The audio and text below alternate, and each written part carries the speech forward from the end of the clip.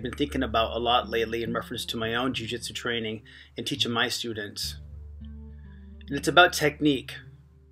When you're a lower belt, you always hear from your instructors and professors, you got to use good technique. Don't muscle it. Don't force it. And that's true. But it's so hard when you're a beginner to not use strength, to not muscle.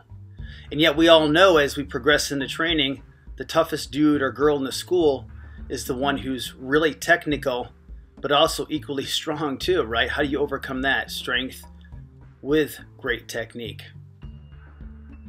But I want you to think about technique a little bit differently now. Think about technique as the arrangement of the moves. It's sort of the composition, so to speak. And I want you to think that the technique, the arrangement of the moves, has three supporting areas. And those three areas are speed, power, and flexibility. And all three of those supporting mechanisms, speed, power, and flexibility, all have diminishing returns.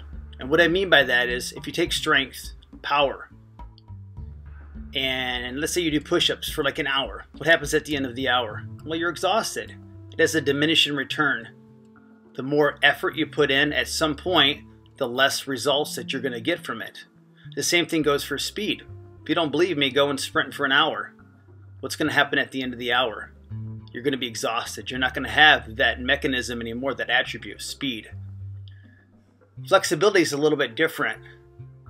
Flexibility can still be there, but it begins to weaken.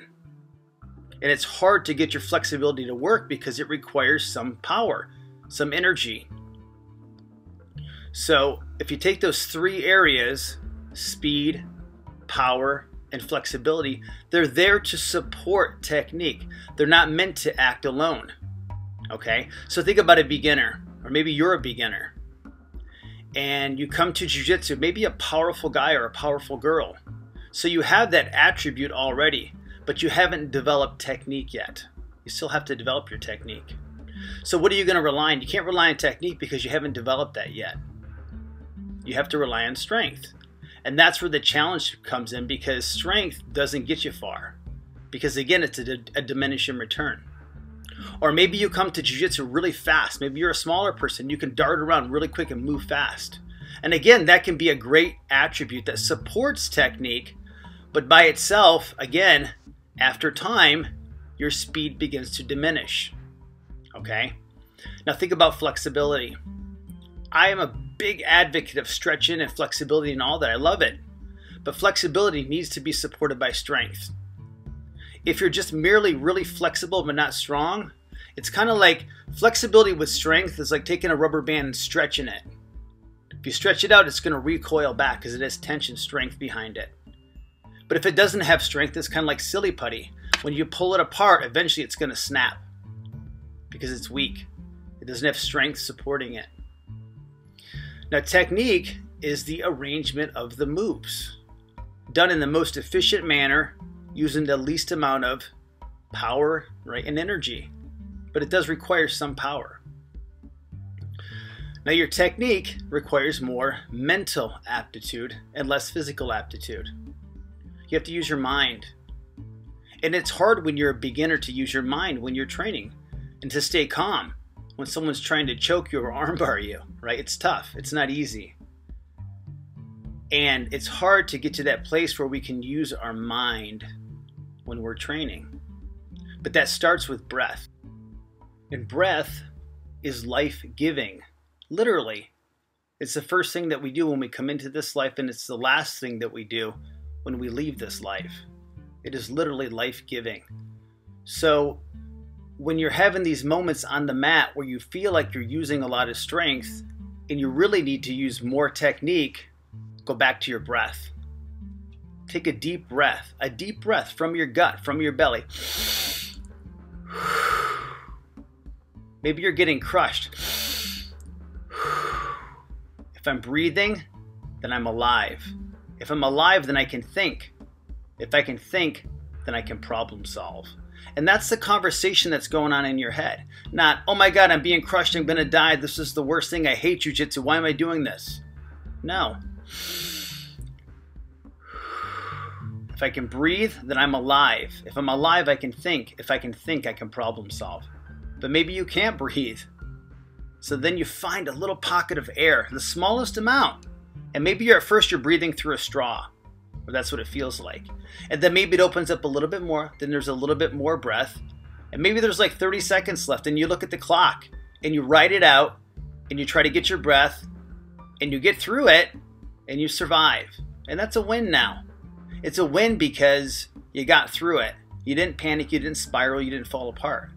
You didn't resort to trying to just use strength and muscle your way out of it. You tried to use technique. And in that moment, breathing is the best technique. Getting a deep breath. And it's also going to be really, really important to check in with your breath as you're rolling. You can't wait until you're completely out of breath and dying to get your breath back. And it's not about getting your breath back as if it were something outside of yourself. You don't have to catch anything. Your breath is always there for you. But you got to find it. You just have to breathe. And it's tricky too because our entire life we haven't had to think about breathing, and now you're being told you got to think about your breath. This one thing that's worked automatically nonstop our entire life. And now we have to tune into it. And the good thing about breath is it puts us at our higher level of consciousness when we connect to our breath. And when I say the word consciousness, I want you to think of the word awareness. So consciousness is just awareness, a higher level of awareness. And when you're grappling, you want your awareness to be at the highest possible level because there's a lot of moving parts. There's a lot of things happening. And so that again starts with your breath. Breathing in, breathing out. And you'll find that little bit of space. And if you can't breathe, literally you can't breathe, then you tap. You get a restart. And that's okay. But you learn something from that experience, from that past experience. And this all becomes this very powerful metaphor for our life. You're being crushed on the mats. You're being crushed in life sometimes too. It feels like someone's got side control on you, or they got their knee crushing down on you. And it's creating a lot of pressure in your life and stress. And it's hard to breathe sometimes. So you take a breath of fresh air. And just like on the mats, if I can breathe, then I'm alive. And if I'm alive, I can think. And if I can think, I can problem solve. And just like on the mats, you find that little bit of breath, that little bit of air, that little bit of pathway, and you create a bigger pathway for yourself. And you create a new opening for yourself. And you create something different than what was there before, at a much higher level than where you were before, because now you've learned something. And you can apply that knowledge and walk away a better person. But again, it always starts with breath. Breathing in and breathing out. What a gift. Happy training, ninjas.